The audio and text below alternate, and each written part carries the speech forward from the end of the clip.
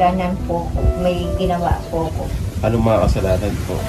Yung pagbibintang po sa akin na nagnanakaw daw po ko ng relo at ng pera. Oo. Ano pa po ang binibintang sa inyo?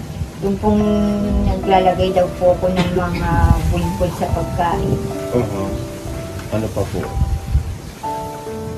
Yun po, ulit-ulit po nila sinasabi sa akin na gano'n. Oo. Na hindi naman po totoo. Ano po? Opo.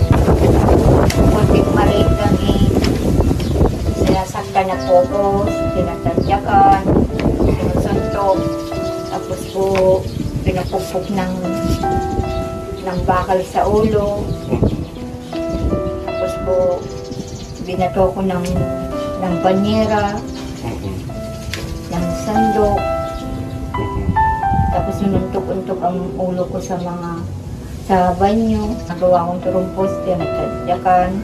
Pag kunting mali lang, ayun, nananakit na po sila.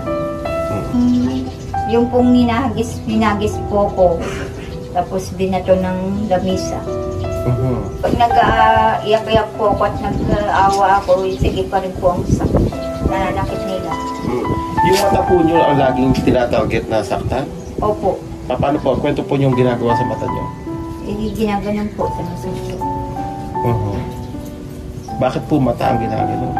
Hindi ko, para daw po narinig ko minsan, para daw hindi na po akong makakita.